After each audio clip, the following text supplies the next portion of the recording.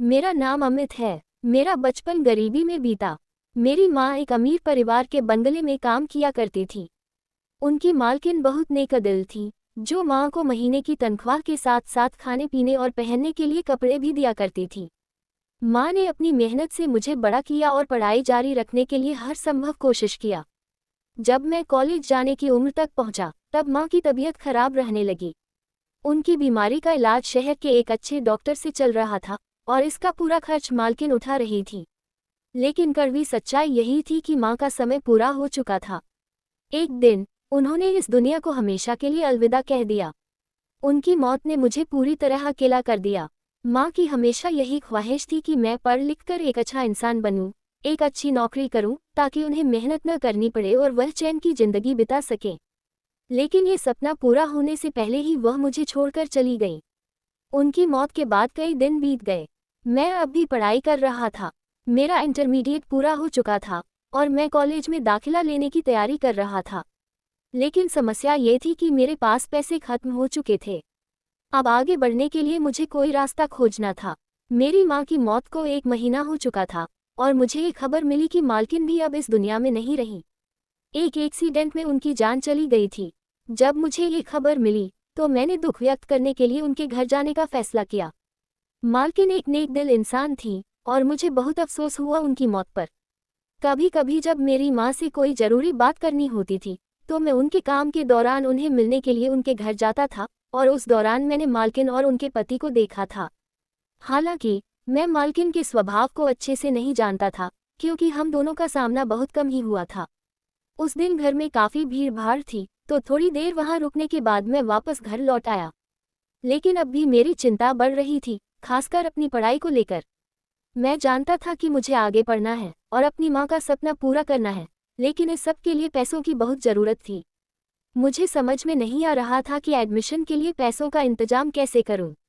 मालकिन की मौत के बाद उनका सहारा खत्म हो गया था और मुझे लगता था कि अगर वह जिंदा होती तो शायद मुझे मदद मिल जाती। फिर मैंने सोचा, मालिक से मदद क्यों नहीं ली जा सकती। हालांकि इस विचार के साथ मैं वहां जाने का फैसला नहीं कर सका, लेकिन कुछ दिन बाद मैंने ठान लिया कि मुझे मालिक से मदद मांगने के लिए उनके पास जाना चाहिए। मुझे उम्मीद थी कि शायद वहां से कुछ मदद मिल जाए जिससे मेरी पढ़ाई की राह आसान हो सके। जब मालिक को ये पता चलेगा कि मैं उनकी पुरानी नौकरानी सावित्री का बेटा हूँ, तो उन्हें मेरी मदद जरूर करनी चाहिए। यही सोचकर मैं उनके बंगले पर गया। करीब 20 दिन बाद जब मैं वहां पहुंचा तो देखा कि बाहर कई गार्ड तैनात थे। उन्होंने मुझे अंदर जाने की इजाज़त दे दी। मैं धीरे धीरे हाल तक पहुंचा ही था कि अचानक सामने के दरवाजे से एक लड़की तेजी से अंदर आई। उसकी एंट्री इतनी अचानक और तेज थी कि एक पल के लिए मैं चौकन्ना हो गया। उसके लंबे काले बाल हवा में लहरा रहे थे और ऐसा लग रहा था जैसे वह किसी तूफान की तरह भागती हुई आई हो। उसने सीधे मेरी ओर रुख किया और मेरे करीब आकर रुकी। वह तेजी से सांस ले रही थी, जैसे बहुत देर से भाग रही हो। उसके चेहरे पर एक अजीब सा डर था, जो उसकी आंखों और हाव भाव से साफ झलक रहा था। वह मुझसे टकराए और घबराई हुई आवाज में बोली, प्लीज मेरी मदद करो, मुझे यहाँ से बाहर निकालो। उसकी आवाज़ धीमी थी, लेकिन उसके भीतर की घबराहट और डर को महसूस किया जा सकता था। उसके शब्दों ने मेरे दिल पर सीधा असर किया और मैं जैसे चौंक कर रह गया। अचानक हुई इस घटना ने मुझे पूरी तरह चौंका दिया था। मेरी नज़रें उस लड़की के चेहरे पर टिक गईं। एक अजीब सा एहसास हुआ, जैसे मैंने उसे पहले कहीं देखा हो, मगर कहाँ, ये याद करना मुश्किल हो रहा था। अचानक मेरे दिमाग में एक झटका सा लगा। मुझे याद आया कि जब मैं मालकिन के अंतिम संस्कार में आया था, तब यही लड़की मालकिन की अर्थी के पास बैठकर फूट फूट कर रो रही थी। उसकी आंखों में भरे आंसू और भीगा हुआ चेहरा उसकी तकलीफ की गवाही दे रहे थे। उसकी गहरी कटीली आंखें किसी दर्दनाक कहानी को बयां कर रही थीं, जिसे वह चाहकर भी छुपा नहीं पा रही थी। उसके होंठ हल्के हल्के कांप रहे थे और लगातार रोने की वजह से उसकी आंखें सूज चुकी थीं। वह घबराई हुई मेरी तरफ देखती रही, फिर कांपती आवाज में बोली, तुम मेरी मदद करोगे। उसकी आवाज में इतनी लाचारी थी कि मेरा दिल पिघल गया। मैंने खुद को संभालते हुए धीरे से पूछा, तुम कौन हो? मेरे मुंह से बड़ी मुश्किल से आवाज निकली। फिर मैंने आगे कहा, क्या हुआ है तुम्हारे साथ? मेरे सवाल पर वह और भी ज्यादा रोने लगी। उसके आंसू बेइंतहा दर्द के गवाह थे। वह घबराते हुए बोली, ये लोग बहुत बेरहम हैं। उन्होंने मुझे यहाँ कैद कर रखा है और अब वे मुझे खत्म करने की साजिश कर रहे हैं। उसकी बात सुनकर मैं एक पल के लिए सन्न रह गया। मैं अचानक हैरानी और डर के बीच फंस गया। स्थिति अजीब थी और उसके चेहरे पर फैली घबराहट ने मेरे भीतर भी एक अनजाना खतरा भर दिया था। मैंने जल्दी से इधर उधर नजर दौड़ाई, लेकिन हमारे अलावा वहां कोई और नहीं था। उसकी हालत देखकर मैं उलझन में पड़ गया। मैंने धीरे से उसे सांत्वना देने की कोशिश की। देखो, पहले तुम शांति से बैठो, मैंने सोफे की ओर इशारा करते हुए कहा, और मुझे बताओ कि आखिर हुआ क्या है। मैं जितना हो सके तुम्हारी मदद करने की कोशिश करूंगा, लेकिन पहले मुझे पूरी बात समझनी होगी। लेकिन उसने मेरी बात अनसुनी कर दी। आंसू पोंछने के बजाय वह मेरे घुटनों पर हाथ रखकर बैठ गई, जैसे कि मैं उसकी आखिरी उम्मीद हूं और अगर मैं उसे छोड़कर चला गया तो वह बिल्कुल अकेली रह जाएगी। मैंने फिर से उसे दिलासा दिया, देखो, पहले रोना बंद करो और मुझे बताओ कि आखिर परेशानी क्या है। शायद मैं तुम्हारी कोई मदद कर सकूं। लेकिन इस बार उसने मेरी बात बीच में ही काट दी। नहीं, तुम मेरी चिंता मत करो, बल्कि खुद यहाँ से भाग जाओ। मैं जानती हूँ कि तुम यहाँ नौकरी मांगने आए हो, लेकिन ये लोग तुम्हारे साथ भी वही करेंगे जो मेरे साथ कर रहे हैं। उसके शब्द सुनकर मेरे रोंगटे खड़े हो गए। एक अजीब सी बेचैनी ने मुझे घेर लिया। मैंने सोचना शुरू किया, आखिर यह जगह क्या है, मैं कहाँ आ गया हूँ। ये सोचकर मेरा डर और बढ़ गया कि मेरा यहाँ कोई नहीं था, न कोई दोस्त न कोई रिश्तेदार। अगर सच में मेरे साथ कुछ बुरा हो गया तो शायद कोई मुझे ढूंढने भी ना आए। मेरा दिल तेजी से धड़कने लगा। बाहर किसी को पता भी नहीं चलेगा कि मेरे साथ यहाँ क्या हो रहा है, ये सोचकर मेरी बेचैनी और बढ़ गई। मैंने उस लड़की की आंखों में झांका। जहाँ पहले जो डर देखा था वह अब भी वैसा ही था। उसकी आंखों में ऐसी गहराई थी कि मेरे दिल में अजीब सी घबराहट भर गई। इसमें कोई शक नहीं था कि वह लड़की बेहद खूबसूरत थी, लेकिन डर और घबराहट ने उसकी खूबसूरती को ढक दिया था। वह नाजुक और पतली सी थी और उसने हल्के गुलाबी रंग के कपड़े पहने थे, जो शायद कभी नए और आकर्षक रहे होंगे, मगर अब उनमें उदासी और थकान झलक रही थी। उसकी रंगत दूध जैसी सफ़ेद थी और वह मेरे करीब सटकर खड़ी थी। उसकी मौजूदगी में एक अजीब सा आकर्षण था जिसे मैं समझ नहीं पा रहा था। अचानक वह फिर से बोल उठी, तो तुम मेरी मदद करोगे? बोलो ना। उसकी आवाज़ दर्द से भरी हुई थी, जैसे वह अपने जीवन की आखिरी उम्मीद मुझसे लगा बैठी हो। बिना कुछ सोचे मेरे मुंह से अपने आप निकल गया, हाँ, मैं तुम्हारी मदद करूंगा। मुझे खुद भी नहीं पता था कि मैंने ये शब्द कैसे कह दिए। हम पहली बार मिले थे, लेकिन वह मुझ पर इतना भरोसा क्यों कर रही थी? और इससे भी ज़्यादा हैरानी की बात यह थी कि मैं उसकी हर बात पर बिना सोचे समझे सहमति क्यों जता रहा था। सच कहूँ तो उस समय मुझे खुद भी समझ नहीं आ रहा था कि मैं क्या कर रहा हूँ और यह सब मुझे कहाँ लेकर जाने वाला था। ऐसा लग रहा था जैसे मैं उसकी बातों में आ गया हूँ। लेकिन एक सवाल मेरे अंदर जोर से गूंज रहा था, अगर वह सच में किसी मुश्किल में थी तो मैं उसकी मदद करने लायक भी था या नहीं। आखिर मैं कौन था? एक मामूली लड़का जिसकी जेब में एक फूटी कौड़ी तक नहीं थी। मैं खुद इस बंगले के मालिक से किसी तरह मदद मांगने आया था, मानो एक भिखारी हूँ। फिर मैं इस लड़की को यहाँ से निकालने की हिम्मत कहाँ से जुटा सकता था? लेकिन न जाने क्यों मैं ये सब उससे कह नहीं पाया। वह मुझसे उम्मीद लगाए बैठी थी और उसकी नज़रों में ऐसा दर्द था जिसे अनदेखा करना मेरे लिए नामुमकिन था। वह लगभग गिड़गिड़ाते हुए बोली, ये लोग बहुत जालिम हैं, प्लीज़ मुझे यहाँ से ले चलो। मैं तुम्हारी हर बात मानूंगी, जो कहोगे वही करूंगी, बस मुझे आज़ाद करवा दो। इतना कहते हुए उसने हाथ जोड़ लिए। उसकी आवाज़ में इतनी बेबसी थी कि मैं अपनी जगह हिलकर रह गया। मेरे अंदर कुछ ऐसा था जो मुझे उसकी मदद के लिए मजबूर कर रहा था। मैंने चारों तरफ नज़र दौड़ाई, लेकिन वहाँ हमारे अलावा कोई नहीं था। माहौल अजीब तरह से शांत था, मगर इस शांति के पीछे एक अनकहा खतरा छुपा हुआ महसूस हो रहा था। अगर मुझे इस लड़की के बारे में किसी से पूछना भी होता तो मैं किससे पूछता? जिस तरह वह मेरे सामने खड़ी थी वह मेरे लिए परेशानी का सबब बन रहा था। डर के मारे मैं उसे छू भी नहीं सकता था और न ही उसे दिलासा देने के लिए मेरे पास कोई शब्द थे। मैं तो अपनी ही परेशानियों से जूझता हुआ यहाँ आया था, इस उम्मीद में कि अपनी पढ़ाई के लिए कुछ मदद मिल जाएगी। लेकिन मुझे क्या पता था कि एक नई उलझन मेरा इंतजार कर रही होगी। मैंने गहरी सांस ली और उससे कहा, देखो, मैंने तुमसे वादा कर लिया है, लेकिन पहले तुम आराम से बैठो। गहरी सांस लो और मुझे पूरी बात बताओ। जब तक मुझे सही हालात का पता नहीं चलेगा मैं तुम्हारी मदद कैसे कर सकता हूँ? फिर मैंने अपनी स्थिति साफ की, मैं यहाँ अपनी पढ़ाई के लिए पैसों का इंतजाम करने आया हूँ। लेकिन अभी तक मैंने अपनी आखिरी उम्मीद भी किसी को नहीं सौंपी है। अगर तुम्हें सच में मदद की ज़रूरत है तो मैं पूरी कोशिश करूँगा कि तुम्हें यहाँ से निकाल सकूँ। उसने तुरंत जवाब दिया, नहीं, तुम यहाँ किसी और से मदद मत मांगना। अगर तुम सच में मेरी मदद करना चाहते हो तो बाहर जाकर मेरी मदद करो, लेकिन यहाँ किसी को कुछ मत बताना। उसकी बातों ने मेरी उलझन और बढ़ा दी। मैं उसकी बात सुनकर बुरी तरह उलझन में पड़ गया। आखिर मैं खुद बेरोजगार था, एक छोटे से घर में रहता था। अगर मैं इसे यहाँ से ले भी जाता तो अपने साथ कहाँ रखता? और सबसे बड़ी समस्या ये थी कि इसे यहाँ से निकालना लगभग नामुमकिन था। मैंने खुद गेट पर हटे कट्टे गार्ड्स को खड़ा देखा था। उनकी मौजूदगी में तो परिंदा भी पर नहीं मार सकता था। अगर मैंने इसकी मदद करने की कोशिश भी की तो शायद अपनी जान से हाथ धो बैठूंगा। लेकिन इस लड़की को यूं ही अकेले उसकी हालत पर छोड़ देना भी मेरे बस में नहीं था। मेरा दिल मानने को तैयार नहीं था कि मैं इसे यूं ही यहाँ छोड़कर चला जाऊं, मगर हकीकत ये थी कि मैं चाहकर भी इसकी मदद नहीं कर सकता था। मैं पूरी तरह से कश्मकश में था, लेकिन वह लड़की मुझे मासूम, डरी हुई आंखों से देखने लगी, जैसे मैं ही उसकी आखिरी उम्मीद था।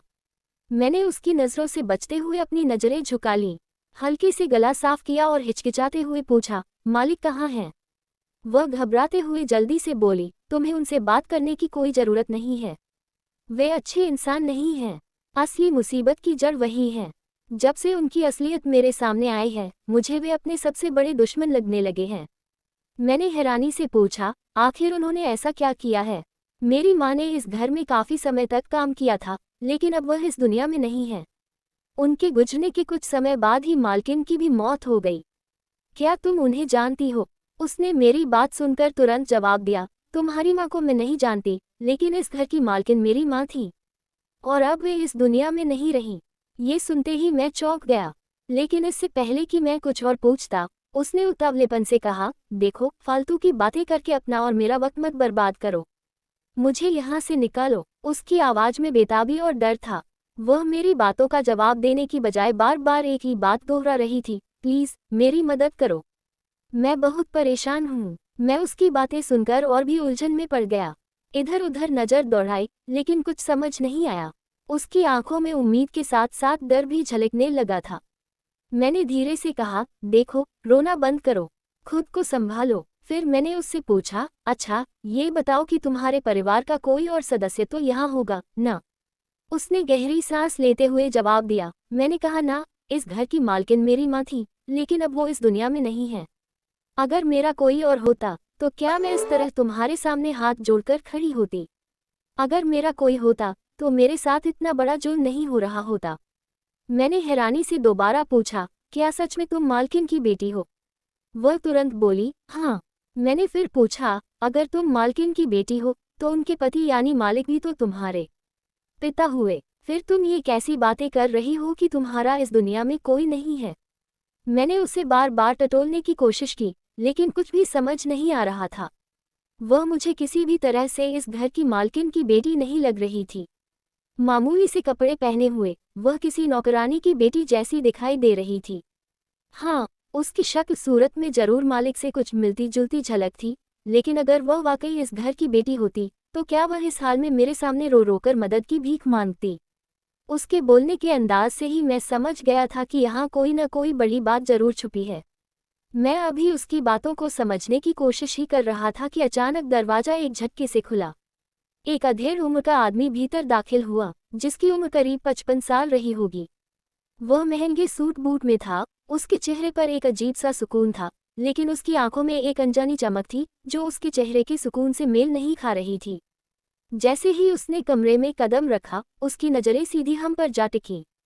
खासकर जब उसकी निगाह उस लड़की पर पड़ी तो उसकी आंखों में एक पल के लिए एक अजीब सा भाव तैर गया, मगर उसने तुरंत खुद को संभाल लिया और चेहरे पर हल्की मुस्कान उड़ ली। फिर मेरी तरफ देखता हुआ वह नर्म लहजे में बोला, तुम बैठो और इसकी बातों पर ध्यान मत दो। उसने लड़की की ओर इशारा करते हुए कहा, इसकी दिमागी हालत ठीक नहीं है। इसके बाद उसने फिर से मेरी ओर मुस्कुराकर देखा, लेकिन जब उसकी निगाह दोबारा लड़की पर पड़ी तो उसकी आंखों में एक अलग ही चमक आ गई, एक शिकारी जैसी जो अपने शिकार को देख रहा हो। फिर उसने किसी को आवाज लगाई, रामू। उसका नाम पुकारते ही 2 हट्टे-कट्टे आदमी वहां आ पहुंचे। दोनों लंबे चौड़े, मजबूत कद काठी के थे। उनके चेहरे पर कोई भाव नहीं था, मानो वे सिर्फ एक काम को अंजाम देने के लिए वहां आए हों, बिना किसी सवाल जवाब के। मैंने उन्हें गौर से देखा, लेकिन वे कुछ कहे बिना ही उस आदमी की तरफ मुड़े। उसने सिर्फ अपनी आंखों के इशारे से उन्हें आदेश दिया और वे तुरंत लड़की की तरफ बढ़ गए। लड़की ने घबराकर मेरी ओर देखा, उसकी आंखों में एक बेबसी थी। वह तेजी से मेरे पीछे छिपने की कोशिश करने लगी और कांपती आवाज में बोली, नहीं, नहीं, मुझे बचाओ, प्लीज, मुझे यहाँ से ले चलो। उसकी आवाज में इतनी लाचारी थी कि मेरे रोंगटे खड़े हो गए। ऐसा लग रहा था जैसे उसकी चीखें बहुत दूर से आ रही हों, धीमी लेकिन दर्द से भरी हुई। मैं हक्का बक्का उसकी ओर देख रहा था। उसकी आंखों में छुपी अनकही कहानियां साफ झलक रही थीं। इसी बीच उन दोनों आदमियों ने लड़की की बाहें पकड़ ली और जबरदस्ती घसीटने लगे। वह छूटने की कोशिश कर रही थी, लेकिन उनकी पकड़ मजबूत थी। वह लड़की गिड़गिड़ा रही थी, चीख रही थी, प्लीज मुझे छोड़ दो, मुझे जाने दो। उसकी चीखें पूरे कमरे में गूंज रही थीं, लेकिन उन दोनों हटे-कट्टे आदमियों के चेहरे पर कोई फर्क नहीं पड़ा। वे बिना किसी भावना के उसे घसीटते रहे, जैसे उनकी आंखों में कोई इंसानियत बची ही न हो। जब वे उसे लगभग कमरे से बाहर ले जा रहे थे, तो उसने एक आखिरी बार मेरी तरफ देखा। उसकी आंखों में इतना गहरा दर्द था कि मैं पल भर के लिए सब कुछ भूल गया। वह नजरें मुझसे कुछ कह रही थी, जैसे वह मुझसे उम्मीद कर रही थी कि मैं कुछ करूंगा। लेकिन मेरा दिमाग सुन्न हो गया था और मेरा दिल किसी उलझन में फंस गया था। आखिरी तक वह मेरी तरफ ही देखती रही। उसकी आंखों में सवाल था, क्या तुम सच में कुछ नहीं करोगे? फिर दरवाजा बंद हो गया और कमरे में एक भारी खामोशी छा गई। इसके बाद वह आदमी मेरे पास वाले सोफे पर बैठ गया। उसके चेहरे पर हल्की सी झुंझलाहट थी, जैसे वह अपनी मुस्कान दबाने की कोशिश कर रहा हो। वह नर्म लहजे में बोला, जो कुछ भी यहाँ हुआ उसे भूल जाओ और किसी से भी इसका जिक्र मत करना।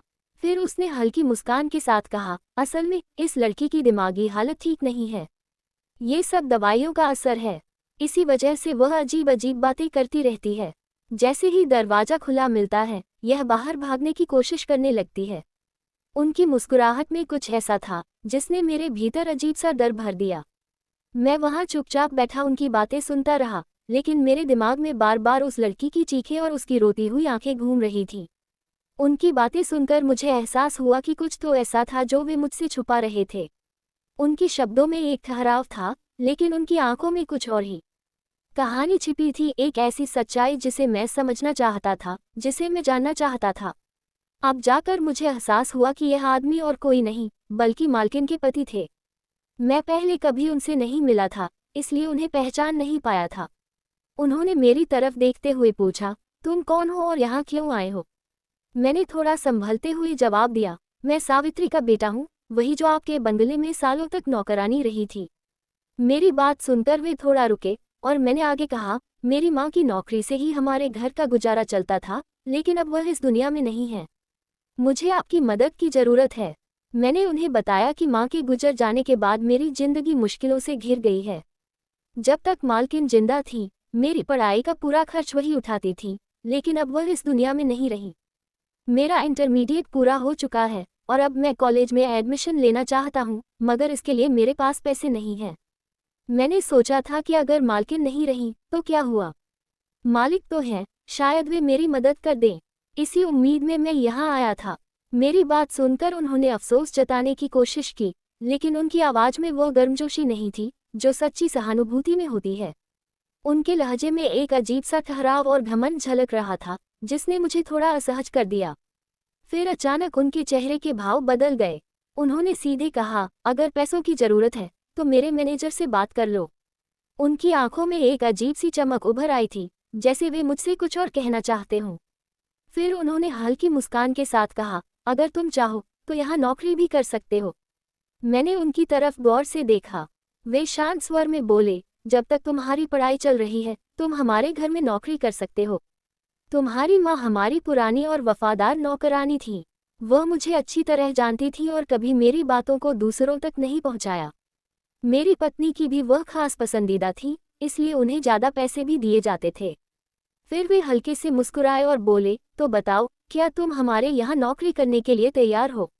मेरे घर पर गार्ड की नौकरी खाली है तुम उसे संभाल सकते हो।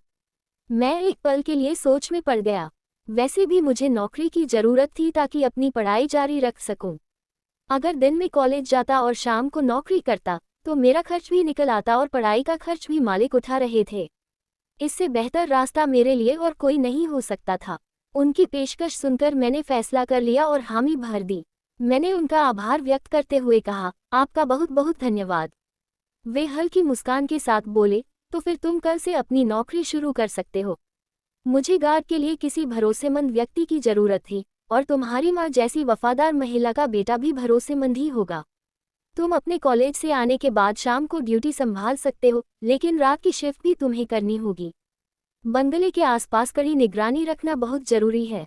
फिर उन्होंने गंभीर स्वर में कहा, जब से तुम्हारी मालकिन की मौत हुई है तब से हमें और सावधानी बरतनी पड़ रही है। हमारे कई दुश्मन रहे हैं और पहले भी बंगले पर हमले की कोशिशें हो चुकी हैं। इसलिए सिक्योरिटी को लेकर मैं कोई समझौता नहीं कर सकता। मैंने हाँ में सिर हिलाते हुए कहा, आप बिल्कुल सही कह रहे हैं। मैं पूरी ईमानदारी से अपनी जिम्मेदारी निभाऊंगा। उनकी बात सुनकर मुझे बेहद खुशी हुई। जब उन्होंने मेरी सैलरी के बारे में बताया तो मेरी खुशी दोगुनी हो गई। यह मेरे लिए किसी खुशखबरी से कम नहीं था। मुझे रहने के लिए सर्वेंट क्वार्टर भी मिल गया था, जिससे मैं आसानी से वहीं शिफ्ट हो गया। मैंने अपने पुराने घर को ताला लगाया और पूरी तरह से यहीं रहने लगा। मालिक ने वादा किया था कि वे मेरा कॉलेज में एडमिशन करवा देंगे और सचमुच कुछ ही दिनों में मेरा दाखिला भी हो गया। अब मेरा आधा दिन कॉलेज में गुजरता और बाकी समय मैं अपनी ड्यूटी निभाता। बंगले में रात के वक्त गहरी खामोशी छा जाती थी, बस मालिक के कमरे की लाइट देर रात तक जलती रहती। मैं बाहर अपनी ड्यूटी करता और साथ ही अपनी किताबें लेकर पढ़ाई भी कर लेता। यह मेरे लिए अच्छा अवसर था कि मैं अपने भविष्य को संवार सकूं। हर रात मैं मालिक के कमरे से आती रोशनी के पास बैठकर पढ़ता और हर 1-2 घंटे में बंगले के अंदर एक चक्कर लगा लेता। ये जगह आमतौर पर शांत थी, लेकिन कभी कभी अजीब सा एहसास होता, जैसे कुछ अनदेखा अनकहा मेरे आसपास मंडरा रहा हो। ऐसी घड़ी में एक बेचैनी मेरे अंदर समा जाती, पर मैं खुद को समझा बुझाकर फिर से अपने काम और पढ़ाई में जुट जाता। जिस लड़की को उस दिन मैंने रोते हुए देखा था, वह फिर कभी नजर नहीं आई। न जाने अब वह किस हाल में होगी। जब भी उसके बारे में सोचता, मेरे दिल में अजीब सा बोझ उतर आता। मालिक ने कहा था कि उसकी मानसिक स्थिति ठीक नहीं है, लेकिन न जाने क्यों मेरा दिल इस बात को मानने के लिए तैयार नहीं था। ऐसा महसूस होता जैसे कुछ छिपाया जा रहा हो, लेकिन सवाल ये था कि मालिक मुझसे झूठ क्यों बोलेंगे। मेरा दिमाग इसी उलझन में फंसा रहता। हर बार जब उसकी डरी हुई आंखें और कमजोर, कांपता हुआ शरीर याद आता, तो मन करता कि काश वह ठीक हो। लेकिन कहीं न कहीं यह एहसास भी होता कि उसके साथ कुछ गलत जरूर हो रहा है। रात की ड्यूटी के दौरान कई बार मुझे किसी के दबे दबे चीखने की हल्की आवाज़ें सुनाई देती, जैसे किसी का मुंह जोर से बंद किया गया हो। उन आवाज़ों को सुनते ही मेरा ध्यान अनायास उसी लड़की की ओर चला जाता। दिल बेचैन हो उठता, पर सबूत न होने की वजह से मैं कुछ कर भी नहीं सकता था। मुसीबत यह थी कि मुझे उस लड़की का नाम तक नहीं पता था। इस बंगले में काम करते हुए 10 दिन से ज़्यादा हो चुके थे, लेकिन मेरी किसी से इतनी बातचीत नहीं हुई थी कि मैं उससे उसके बारे में कुछ पूछ सकूं। यहाँ के नौकरों का व्यवहार भी मुझे अजीब लगा। वे आपस में बहुत कम बातें करते थे, मानो कोई नियम हो। 1-2 बार मैंने गेट पर तैनात गार्ड से बात करने की कोशिश की, लेकिन तभी मालिक के खास बॉडीगार्ड ने मुझे सख्त लहजे में डांट दिया, तुम्हें यहाँ काम करने के लिए रखा गया है, फालतू बातों के लिए नहीं। उसकी यह कड़क आवाज़ सुनकर मैं हैरान रह गया। ऐसा लगा जैसे हमें किसी अदृश्य निगाह से देखा जा रहा हो। असल में मैं गार्ड से दोस्ती कर उसकी मदद से उस लड़की के बारे में कुछ जानकारी निकालना चाहता था, लेकिन अब ये साफ हो गया था कि इस बंगले में हर किसी की निगरानी हो रही थी। अब मुझे और भी ज़्यादा सतर्क रहना था, क्योंकि यहाँ कुछ हिस्सा जरूर था जो नॉर्मल नहीं था। रात के सन्नाटे में कभी कभी ऐसा महसूस होता था जैसे कोई छिपकर मुझे देख रहा हो, लेकिन जब भी मैं इधर उधर नज़र दौड़ाता तो सब कुछ सामान्य नजर आता। बंगले के भीतर फैली खामोशी इतनी भारी थी कि कई बार मेरी खुद की सांसों की आवाज़ भी मुझे डरा देती थी। एक रात मैं अपना असाइनमेंट कर रहा था, तभी अचानक मालिक के कमरे से एक अजीब सी चीख सुनाई दी।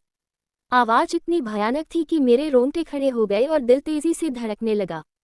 मैं तुरंत उठकर खिड़की के पास गया और अंदर की कोई हलचल सुनने की कोशिश की, लेकिन वहाँ सब शांत था। मुझे लगा कि शायद यह आवाज़ किसी और जगह से आई होगी। मालिक के कमरे की खिड़कियां मोटे पर्दों से ढकी थीं, जिससे भीतर का कुछ भी नजर नहीं आता था। मैं कुछ देर वहीं खड़ा रहा, लेकिन जब कोई और आवाज नहीं आई तो मैंने खुद को समझाया कि शायद यह मेरा वहम होगा। मैंने दोबारा अपनी किताब खोली, लेकिन अब पढ़ाई में मन नहीं लग रहा था। आखिरकार मैंने किताब बंद कर दी और बंगले के अंदर चक्कर लगाने निकल पड़ा। 2 रातें बिना किसी खास घटना के गुजर गईं, लेकिन तीसरी रात कुछ अलग थी। करीब 2 बजे का वक्त था, चारों ओर घना अंधेरा पसरा हुआ था और हवा में हल्की ठंडक थी।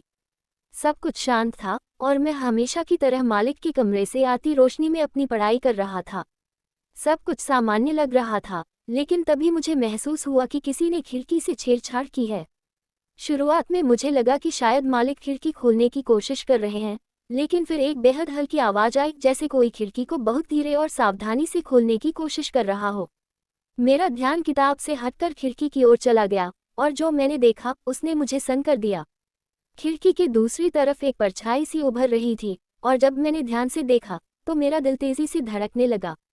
ये वही लड़की थी जो उस दिन मुझसे मदद की भीख मांग रही थी, लेकिन इस बार वह पहले से भी ज्यादा बदहाल नजर आ रही थी। उसकी आंखें अंदर धंस चुकी थीं, चेहरा पीला पड़ चुका था और गालों पर गहरी सूखापन था। उसके आंखों के नीचे काले गहरे धब्बे थे और उसकी पूरी काया इतनी कमजोर दिख रही थी जैसे वह कई दिनों से भूखी प्यासी हो। उसे इस हालत में देखकर मेरा मन घबरा उठा। उसे दोबारा देखकर मेरे मन में खुशी और हैरानी दोनों महसूस हुई, लेकिन उसकी हालत देखकर अफसोस भी हुआ। पहले जो लड़की खूबसूरती से भरी हुई थी, अब वह एक कमजोर और थकी हुई परछाई जैसी लग रही थी। उसकी दुर्दशा ने मुझे अंदर तक झकझोर दिया। कुछ ही दिनों में उसकी ऐसी हालत कैसे हो गई, ये सवाल मेरे दिमाग में घूमने लगा। हम दोनों आमने सामने खड़े थे, लेकिन मेरे मन में एक अजीब सा डर था। अगर किसी ने मुझे उसके साथ इस तरह देख लिया तो न जाने क्या सोचेगा। मैं नजरें झुकाकर वहां से हटने ही वाला था कि अचानक उसने अपने कमजोर, कांपते हाथों से मुझे इशारा किया, जैसे वह मुझसे कुछ कहना चाहती हो। मैं वहीं खड़ा रह गया, हैरानी और घबराहट के बीच उलझा हुआ। वह बेचैनी से बार बार अपनी गर्दन मोड़कर पीछे देख रही थी, मानो डर रही हो कि कोई आ न जाए। उसके चेहरे की घबराहट और बेबसी साफ झलक रही थी। मेरा दिल इस ऊहापोह में था कि मैं आगे बढ़ूं या नहीं, लेकिन फिर न चाहते हुए भी मेरे कदम खिड़की की ओर बढ़ने लगे। मैं धीरे से खिड़की के करीब गया और धीमी आवाज में पूछा, क्या सब ठीक है? वह कुछ पल के लिए मेरी ओर देखती रही, जैसे शब्दों को समेटने की कोशिश कर रही हो। उसके होंठ हिले, लेकिन कोई आवाज नहीं निकली। ऐसा लग रहा था जैसे उसे बोलने में तकलीफ हो रही हो। अचानक उसने अपने दोनों हाथ गले पर रख लिए और हल्के से दबाने लगी, मानो सांस लेने में परेशानी हो रही हो। उसकी यह हालत देखकर मेरा दिल बेचैन हो गया। मुझे समझ नहीं आ रहा था कि क्या करूं।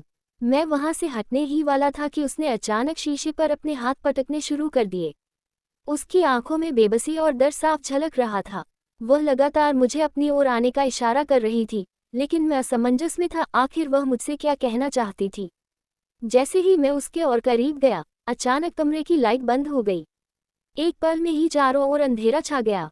मेरा दिल जोर से धड़कने लगा और मैं वहीं खड़ा रह गया, इस अचानक बदली हुई स्थिति को समझने की कोशिश करता हुआ। मैं अचानक घबरा कर पीछे हट गया। मेरा दिल तेजी से धड़कने लगा और उसी पल खिड़की जोरदार आवाज के साथ बंद हो गई, जैसे किसी ने पूरी ताकत से गुस्से में उसे झटके से बंद किया हो। मैं वहीं खड़ा रह गया, लेकिन तभी कमरे के अंदर अजीबोगरीब हलचल शुरू हो गई। अंदर से चीजों के गिरने की आवाजें आने लगी, कोई कुर्सी जोर से घसीटी गई, फिर ऐसा लगा जैसे बुकशेल्फ जमीन पर गिर पड़ा हो। कमरे के भीतर होने वाले इस अचानक शोरगुल से मेरी बेचैनी बढ़ने लगी। मेरी आवाज कांप रही थी, फिर भी मैंने हिम्मत जुटाकर पूछा, क्या हो रहा है? लेकिन जवाब में केवल सन्नाटा था। फिर अचानक एक दर्दनाक चीख गूंजी, इतनी भयानक कि मेरी रूह कांप गई। ये वही लड़की थी और उसकी चीख में ऐसा गहरा दर्द था कि वह मेरे दिल को चीरती हुई निकल गई। मुझे बचा लो, प्लीज मुझे बचा लो। उसकी आवाज अंदर से गूंज रही थी, जैसे वह किसी भयानक मुसीबत में हो। उसकी चीखें धीरे धीरे और ज्यादा तकलीफदेह होती जा रही थीं, मानो वह असहनीय पीड़ा से गुजर रही हो। मैं जड़ होकर खड़ा रह गया, ये तय नहीं कर पा रहा था कि आगे बढ़ूं या वहां से भाग जाऊं। लड़की की चीखें धीरे धीरे मंद पड़ने लगी, ऐसा लग रहा था जैसे उसे जबरदस्ती कहीं और ले जाया जा रहा हो। फिर अचानक सब कुछ शांत हो गया। मैं वहीं खड़ा रहा, मेरी सांसें तेज हो गई थी और माथे पर पसीना छलक आया था। डर के बावजूद मैंने हिम्मत जुटाकर टॉर्च ऑन की और धीरे धीरे खिड़की की तरफ बढ़ा। मेरा इरादा अंदर झांककर देखने का था कि आखिर वहां क्या हो रहा है। जैसे ही मैंने खिड़की के पास टॉर्च उठाए, अचानक मालिक का बॉडीगार्ड तेजी से बाहर निकला। मैंने तुरंत टॉर्च की रोशनी नीचे कर ली और खिड़की के पास से हट गया। गार्ड ने तुरंत चौकीदार को आदेश दिया, गेट खोलो, और खुद तेजी से गाड़ी स्टार्ट करने लगा। तभी मालिक और एक अन्य बॉडीगार्ड कमरे से बाहर निकले। उनके बीच वही लड़की थी, लेकिन इस बार वह पूरी तरह से बेहोश थी। उसके पैरों में जान नहीं थी और वह उनके सहारे झूल रही थी। वे उसे घसीटते हुए गाड़ी की तरफ ले गए। स्पष्ट था कि वे उसे अस्पताल ले जा रहे थे। मैं चुपचाप खड़ा देखता रहा। मेरा दिल घबराहट से तेज धड़क रहा था। मेरे दिमाग में ढेरों सवाल उठ रहे थे, आखिर इस लड़की के साथ क्या हो रहा है। लेकिन किसी भी सवाल का कोई जवाब नहीं था। मुझे बस एक अनजानी बेचैनी महसूस हो रही थी। जब से उस लड़की की हालत देखी थी, उसके दर्द भरे शब्द और बेबस आंखें मेरे दिमाग में गूंज रही थी। ऐसा लग रहा था जैसे वह किसी बड़ी मुसीबत में फंसी हुई है और मुझे उसकी सच्चाई जाननी होगी। लेकिन सवाल ये था कि मैं इस सच तक कैसे पहुंचूं। मेरे भीतर अनगिनत सवाल उमड़ रहे थे और उस रात की घटना के बाद मेरी नींद जैसे गायब ही हो गई थी। अगली सुबह जब मैं कॉलेज जाने के लिए बाहर निकला तो मालिक के मैनेजर ने मुझे रास्ते में रोक लिया। वह सीधे मेरी तरफ देखते हुए बोले, रात तुम खिड़की के पास क्या कर रहे थे? मैंने खुद को संभालते हुए जवाब दिया, मैं सिर्फ निगरानी कर रहा था, सर। मेरी बात सुनकर उन्होंने मुझे ठंडे लहजे में घूरा और चेतावनी भरे अंदाज में कहा, आइंदा तुम्हें उस कमरे के आसपास नहीं देखना चाहिए, समझे? उनके बोलने का तरीका जैसे एक साफ धमकी थी। फिर उन्होंने और सख्त लहजे में कहा, और हाँ, रात के समय सिर्फ एक जगह मत खड़े रहना। तुम्हारी जिम्मेदारी पूरी बाउंड्री वॉल की निगरानी करना है। मैं नहीं चाहता कि कोई लापरवाही हो। अगली बार अगर मुझे ऐसा कुछ देखा तो अंजाम अच्छा नहीं होगा। उनकी बातों से साफ था कि वे मुझसे कुछ छुपा रहे थे। लेकिन अब मेरा शक और भी बढ़ गया था। मैंने उन्हें भरोसा दिलाया कि मैं पूरी तरह सतर्क रहता हूँ, इसलिए उन्हें चिंता करने की कोई जरूरत नहीं है। उन्होंने मुझे शक की नज़रों से घूरा, फिर बिना कुछ कहे चले गए। अब मेरी ड्यूटी यही थी कि मैं पूरे बंगले की बाउंड्री वॉल के आसपास लगातार चक्कर लगाता रहूं। जब से मैंने इस बंगले में रात की ड्यूटी शुरू की थी, तब से एक बात मुझे लगातार परेशान कर रही थी। हर रात लगभग 2 बजे के बाद किसी के चीखने की आवाज़ सुनाई देती थी। यह कोई 1-2 दिन की बात नहीं थी जिसे मैं नज़रअंदाज कर सकता, बल्कि ये बार बार हो रहा था। इसके अलावा बंगले के पिछले हिस्से में हल्की हल्की बातचीत की फुसफुसाहट, दरवाजों के धीरे से खुलने और बंद होने की आवाज़ें और किसी के कदमों की आहट भी मुझे अक्सर सुनाई देती थी। मुझे महसूस हो रहा था कि रात के वक्त बंगले में कोई न कोई अजीब बात जरूर होती थी। लेकिन मेरे लिए इस समय सबसे जरूरी मेरी नौकरी थी, क्योंकि इसी के सहारे मेरी पढ़ाई जारी रह रही थी। इसलिए मैंने खुद को समझाया कि मुझे सिर्फ अपने काम पर ध्यान देना चाहिए। उस रात भी जब पूरे बंगले में सन्नाटा पसरा हुआ था, मैं चारों तरफ गश्त लगाकर अपनी जगह वापस आ गया। सर्दी तेज हो रही थी, इसलिए मैंने अपने कोट की जेब में हाथ डाल लिए और अपनी ड्यूटी पर ध्यान केंद्रित किया। हाथ में टॉर्च लिए मैं बंगले के चारों ओर चक्कर लगा रहा था, जब अचानक मेरी नज़र एक परछाई पर पड़ी। मैं ठिठक गया और ध्यान से देखने लगा कि वह कौन हो सकता है। जैसे जैसे मैं उस तरफ बढ़ा, मुझे स्पष्ट रूप से नजर आने लगा कि वह किसी लड़की की परछाई थी। वह किसी चीज से बचने की कोशिश में दीवार के पास छिप रही थी। मैंने धीरे से आवाज लगाई, कौन हो तुम? और यहाँ क्या कर रही हो? मेरी आवाज सुनते ही उसने घबराकर पलटकर मेरी ओर देखा। एक पल के लिए मैं भी चौंक गया, लेकिन इससे पहले कि मैं कुछ और कह पाता, वह अचानक दौड़ पड़ी। मैंने बिना समय गंवाए उसके पीछे दौड़ लगा दी। वह तेजी से बंगले की ऊंची दीवार के करीब पहुंची और वहां चढ़ने की कोशिश करने लगी। उसकी हरकतों से साफ लग रहा था कि वह किसी भी हाल में यहाँ से भागना चाहती थी। मुझे अंदाजा हो गया था कि अगर मैंने तुरंत कुछ नहीं किया तो वह दीवार पार कर बाहर निकल जाएगी। मैं तेजी से दौड़कर उसके करीब पहुंचा और उसकी बाजू पकड़ ली। जैसे ही उसने मेरी पकड़ महसूस की, वह एक झटके में मुड़ी और कांपती हुई आवाज में बोली, भगवान के लिए मुझे जाने दो। ये लोग मुझे भी वैसे ही मार डालेंगे जैसे मेरी माँ को मार दिया था। उसकी आंखों में गहरी दहशत थी। ऐसा लग रहा था कि वह लंबे समय से इस मौके की तलाश में थी। फिर उसने अचानक अपने कपड़ों को थोड़ा हटाकर मुझे अपने शरीर पर पड़े निशान दिखाए। उसकी कांपती आवाज में दर्द साफ झलक रहा था। देखो, मेरे शरीर पर ये जून के निशान हैं। मेरे साथ बहुत बुरा सुलूक किया जाता है। मैं सकते में आ गया। उसकी बेबसी और डर को देखकर मेरा दिल तड़प उठा। मुझे याद आया, यही आंखें उस दिन भी मुझसे मदद की गुहार कर रही थी। आज एक बार फिर वही डर, वही उम्मीद उसके चेहरे पर थी। वह मेरे सामने हाथ जोड़कर गिड़गिड़ाने लगी, प्लीज मुझे जाने दो, किसी तरह यहाँ से निकाल दो। मुझे समझ नहीं आ रहा था कि क्या करूं। एक तरफ खुशी थी कि आज मुझे उससे बात करने का मौका मिला, लेकिन दूसरी तरफ डर भी था कि अगर किसी ने हमें देख लिया तो न जाने क्या हो सकता है। उसकी हालत देखकर मेरा मन बेचैन हो उठा, लेकिन मैं खुद भी असमंजस में था। मैंने धीमे स्वर में पूछा, तुम रात के इस वक्त भागकर कहाँ जाओगी? मेरी आवाज़ सन्नाटे में दूर तक न गूंजे, इसलिए मैं फुसफुसाते हुए बोल रहा था। वह घबराई हुई बोली, बस मुझे जाने दो, मुझे यहाँ से निकलना है। लेकिन मैं अपनी नौकरी को दांव पर नहीं लगा सकता था। खुद को किसी मुसीबत में डालना भी मेरे बस में नहीं था, और नहीं मैं चाहता था कि यह लड़की मुझे गलत समझे। मेरे पास एक सीक्रेट अलार्म बटन था, जिसे दबाते ही बंगले के सारे बॉडीगार्ड्स अलर्ट हो जाते। मैंने चुपचाप वह बटन दबा दिया, लेकिन उसे एहसास नहीं होने दिया। मैंने उसे सांत्वना देते हुए कहा, देखो तुम यहाँ सुरक्षित हो। क्या परेशानी है, मुझे बताओ, शायद मैं तुम्हारी कोई मदद कर सकूं। मेरी बात सुनकर उसकी आंखों में हल्की सी उम्मीद की चमक दिखाई दी।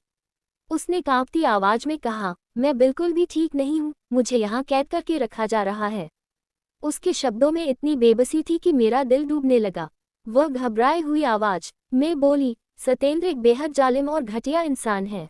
अगर मैं यहाँ से नहीं भागी तो ये लोग मुझे मार डालेंगे। उसकी बातों में छिपी दहशत साफ झलक रही थी। मैंने थोड़ा नरमी से कहा, तुम ऐसा क्यों कह रही हो सकता है तुम्हें कोई गलतफहमी हुई हो। मैं उसे बातों में उलझाए रखना चाहता था, ताकि इतने में गार्ड वहां पहुंच सके। लेकिन मेरी बात सुनकर वह भड़क उठी। उसकी आंखों में गुस्से की चमक थी। वह तेजी से बोली, तुम्हें लगता है कि मैं झूठ बोल रही हूँ? यह मत सोचो कि जो तुम देख रहे हो वही सच है। इस जगह की असलियत बहुत डरावनी है। जब तुम्हें हकीकत का पता चलेगा, तब तुम्हें मेरी बातों पर यकीन आएगा और शायद मुझ पर तरस भी आए। उसकी आवाज में इतनी बेचैनी और दर्द था कि मैं उलझन में पड़ गया। पता नहीं क्यों, लेकिन उसकी हर बात मुझे सच लगने लगी थी। मैंने नर्म लहजे में कहा, देखो घबराओ मत, मैं यहाँ हूँ। जब तक मैं यहाँ हूँ कोई तुम्हें नुकसान नहीं पहुँचाएगा। बस तुम आराम से बात करो और मुझे सब कुछ बताओ। मेरी बात सुनकर उसके चेहरे पर थोड़ी राहत दिखाई दी, लेकिन ये सुकून ज्यादा देर तक टिक नहीं पाया। कुछ ही पलों में गार्ड वहां पहुंच गए। उन्हें देखते ही लड़की कांप उठी और घबरा कर रोने लगी, अब मैं नहीं बचूंगी। उसकी आवाज में गहरा डर था। मैंने उसे दिलासा देने की कोशिश की, तुम्हें कुछ नहीं होगा, घबराओ मत।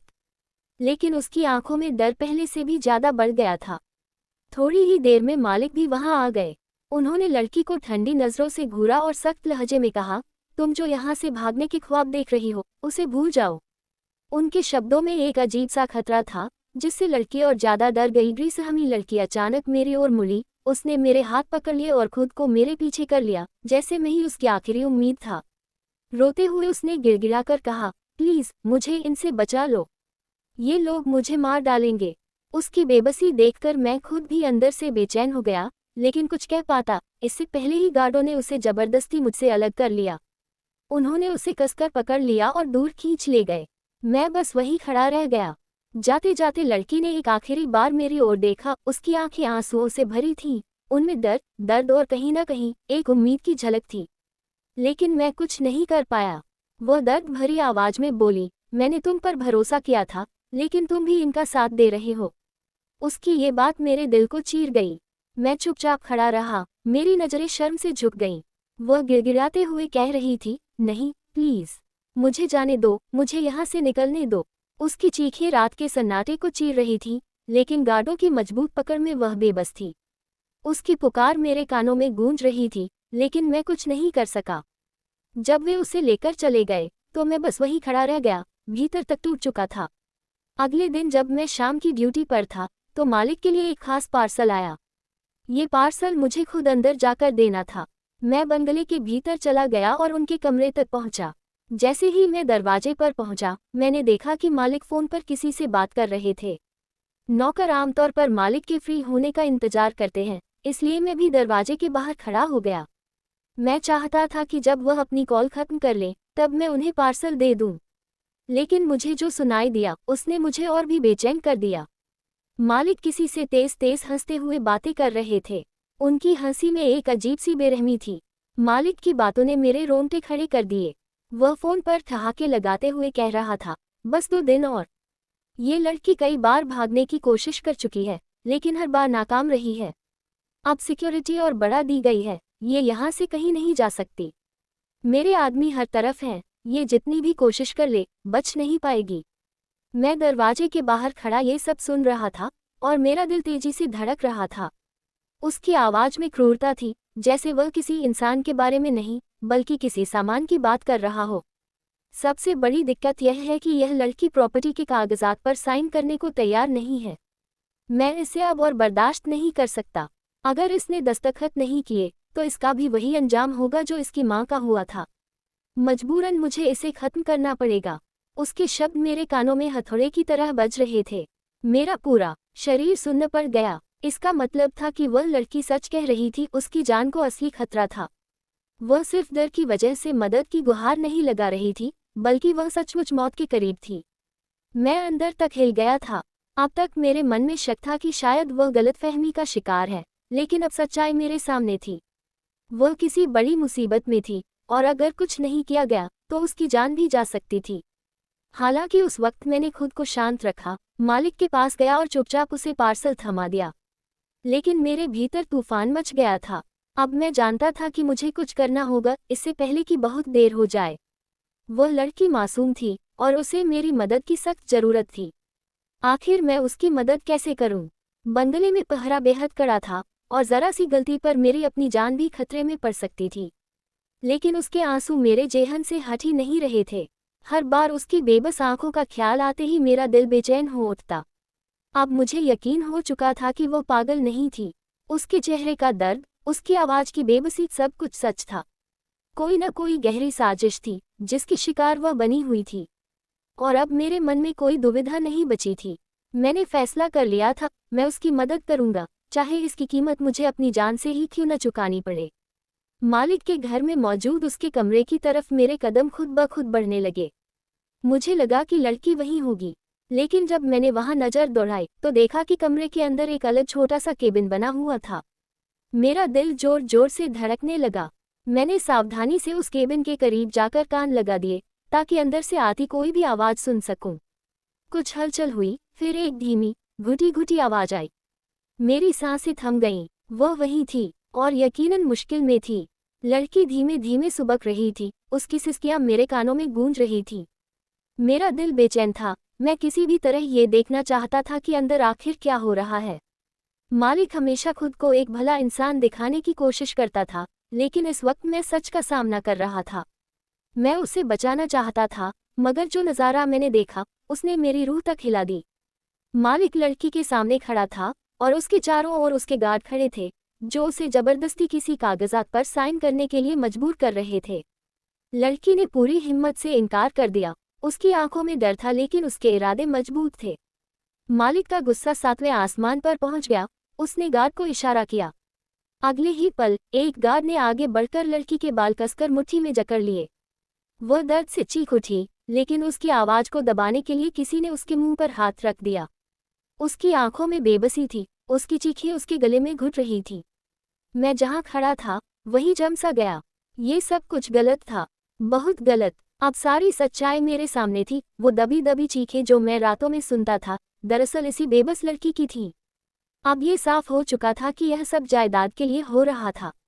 मैं और इंतजार नहीं कर सकता था। ये सब मेरी बर्दाश्त से बाहर हो चुका था। मैंने ठान लिया कि चाहे जो भी हो, मुझे इस लड़की को बचाना ही होगा। मेरे दिमाग में एक योजना आई। मैं जल्दी से बंगले के पीछे के दरवाजे की ओर भागा, जहां कुछ गाड़ियां खड़ी थीं। मैंने वहां से एक लोहे की रॉड उठाए और इंतजार करने लगा कि कब लोग कमरे से बाहर निकलें। कुछ देर बाद सब लोग जा चुके थे और अब वह लड़की कमरे में अकेली थी। मैं खिड़की के पास खड़ा था। जल्दी से रॉड उठाए और खिड़की की ग्रिल में डालकर उसे हटाने की कोशिश करने लगा। तभी कमरे के अंदर पड़ी लड़की के शरीर में हलचल हुई। उसने धीरे धीरे सिर उठाया और मेरी ओर देखा। उसकी आंखों में आश्चर्य था, लेकिन उसके चेहरे पर डर भी साफ झलक रहा था। वह धीरे धीरे उठी और खिड़की की तरफ आने लगी। मेरा दिल जोर जोर से धड़क रहा था। डर था कि अगर किसी ने मुझे देख लिया तो क्या होगा। लेकिन अब पीछे हटने का कोई रास्ता नहीं था। मैंने पूरी ताकत लगाकर खिड़की की ग्रिल को ढीला कर दिया और जैसे तैसे उसे खोलने में कामयाब हो गया।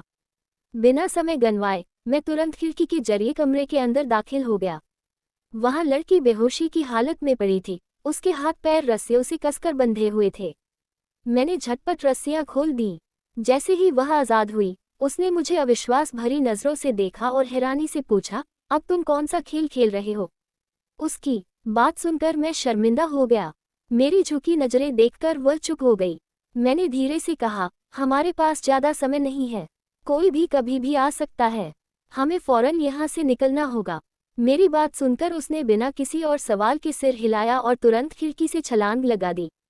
मैं भी उसके पीछे जाने के लिए तैयार था, लेकिन जैसे ही मैं निकलने लगा, तभी कमरे का दरवाजा अचानक खुला और मालिक अपने गार्ड्स के साथ अंदर दाखिल हुआ। वे मुझे देखकर हैरान रह गए। इससे पहले कि वे मुझ पर झपटते, मैंने तेजी से खिड़की से छलांग लगा दी। बाहर गिरते ही मैंने लड़की का हाथ पकड़ा और जोर से कहा, भागो यहाँ से। हम दोनों तेजी से पीछे की ओर दौड़े।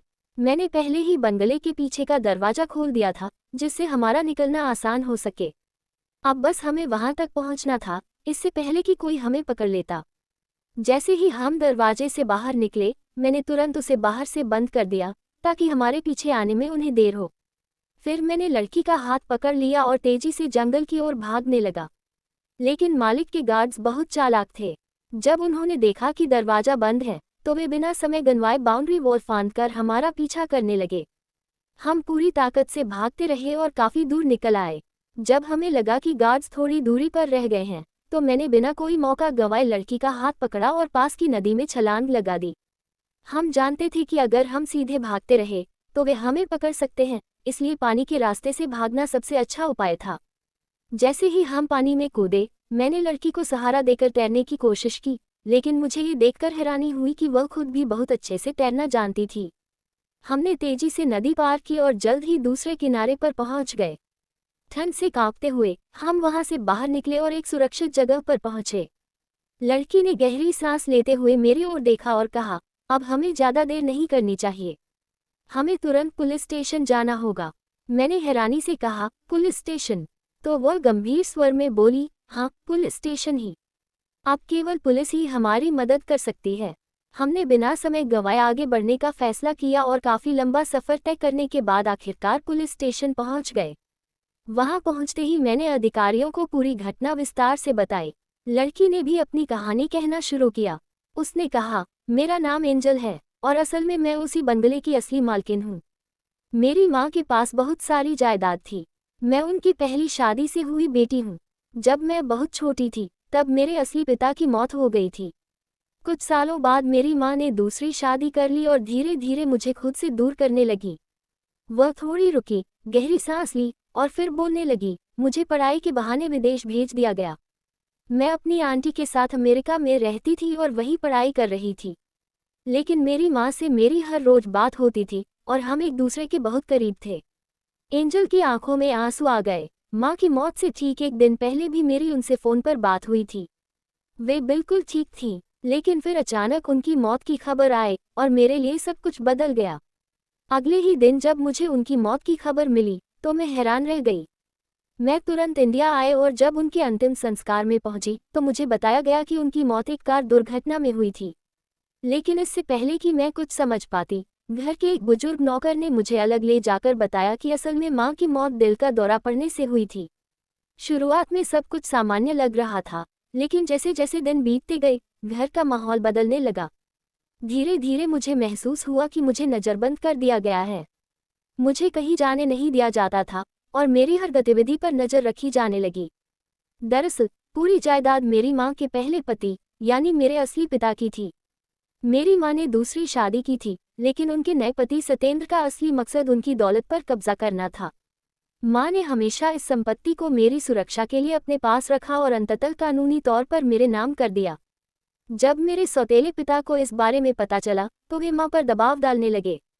वे उन्हें परेशान करते थे, बार बार धमकाते थे कि वे अपनी सारी संपत्ति उनके नाम कर दें। लेकिन माँ ने कभी हार नहीं मानी। वे हर हाल में अपनी जायदाद मेरी सुरक्षा के लिए बचाए रखना चाहती थी। जब माँ किसी भी तरह उनकी बात मानने को तैयार नहीं हुई तो सत्येंद्र ने एक खतरनाक योजना बनाई। उन्होंने माँ का एक कार एक्सीडेंट करवा दिया ताकि यह पूरी तरह से एक हादसा लगे। लेकिन असलियत कुछ और ही थी। यह एक सोची समझी साजिश थी जिसका मकसद सिर्फ मेरी माँ को रास्ते से हटाना था। उसके बाद जब मुझे माँ की मौत की खबर मिली तो मैं तुरंत यहाँ आ गई। लेकिन यहाँ आते ही मेरी जिंदगी एक नए संघर्ष में बदल गई। इन लोगों ने मेरे साथ बहुत बुरा सलूक करना शुरू कर दिया। उन्होंने मुझे घर में कैद कर लिया, मुझ पर लगातार जुल्म किए और बार बार मुझसे जबरदस्ती दस्तावेजों पर साइन करवाने की कोशिश की। मुझे मानसिक और शारीरिक रूप से प्रताड़ित किया जाने लगा। हर दिन मुझे मारा पीटा जाता, धमकाया जाता और दुनिया के सामने मुझे पागल साबित करने की कोशिश की जाती ताकि कोई मेरी बातों पर भरोसा न करे। लेकिन सच ये था कि वे मेरी माँ की सारी संपत्ति हड़पना चाहते थे और इसके लिए किसी भी हद तक जाने को तैयार थे। एंजल की आवाज में दर्द और गुस्सा था, लेकिन उसकी हिम्मत बरकरार थी। वह पूरी सच्चाई पुलिस के सामने रख रही थी और मैं उसकी दृढ़ता को देखकर हैरान था। पुलिस ने तुरंत उसका बयान रिकॉर्ड किया और मामले की गंभीरता को समझते हुए बंगले को चारों तरफ से घेर लिया। इसके बाद उसके सौतेले पिता को गिरफ्तार कर लिया गया। जब एंजल का मेडिकल परीक्षण कराया गया तो रिपोर्ट में साफ पता चला कि उसके साथ लगातार हिंसा की गई थी। उसके शरीर पर चोटों के निशान ये साबित कर रहे थे कि वह लंबे समय से शारीरिक प्रताड़ना सह रही थी। इस मेडिकल रिपोर्ट ने ये भी साबित कर दिया कि उसके सौतेले पिता ही इस सब के पीछे थे और उन्होंने अपनी स्वार्थी महत्वाकांक्षा के लिए एंजल की जिंदगी को नर्क बना दिया था। एंजल की हालत बेहद नाजुक थी, लेकिन उसकी लड़ाई और मेरे समय पर दिए गए साथ ने उसकी जिंदगी बचा ली। पुलिस को कुछ ठोस सबूत भी मिले जो उसके सौतेले पिता की साजिश को साबित कर रहे थे। इन सबूतों के आधार पर पुलिस ने उन्हें गिरफ्तार कर लिया और कानूनी कार्रवाई शुरू कर दी। एंजल अब आज़ाद थी। वह बार बार मेरा शुक्रिया अदा कर रही थी और कह रही थी कि अगर मैंने समय पर उसकी मदद न की होती तो शायद वह जिंदा न बच पाती। उसने मुझसे कहा कि वह मेरी इस मदद को कभी नहीं भूलेगी। अब एंजल अपनी जिंदगी अपने हिसाब से जीने लगी थी। उसकी माँ के हत्यारे को कानून ने सजा दे दी थी और उसका खोया हुआ सुकून वापस आ गया था। वह अब अपने घर में खुशी से रह रही थी। कुछ समय बीतने के बाद एक दिन एंजल ने खुद मुझे प्रपोज कर दिया। मैं हैरान रह गया, लेकिन दिल ही दिल में मैं भी उसे पसंद करने लगा था। मैं उसे कैसे मना कर सकता था। उसकी हिम्मत, संघर्ष और सच्चाई ने मेरे दिल में खास जगह बना ली थी। इस तरह कुछ समय बाद हमारी शादी हो गई। एंजल के आने से मेरी जिंदगी बदल गई। न सिर्फ मुझे एक सच्चा जीवन साथी मिला, बल्कि एक अच्छी नौकरी और रहने के लिए एक बड़ा सा घर भी मिल गया। आज हम दोनों खुशी और सुकून के साथ अपनी जिंदगी बिता रहे हैं, जहां हर दिन प्यार और आपसी समझ से भरा हुआ है। दोस्तों, मुझे उम्मीद है कि आपको हमारी कहानी पसंद आई होगी। अगर आपको कहानी पसंद आई हो तो कृपया वीडियो को लाइक करें और अगर आप हमारे चैनल पर नए हैं तो चैनल को सब्सक्राइब करें और नोटिफिकेशन बेल को दबाना न भूलें ताकि अगली वीडियो की जानकारी आपको सबसे पहले मिल सके।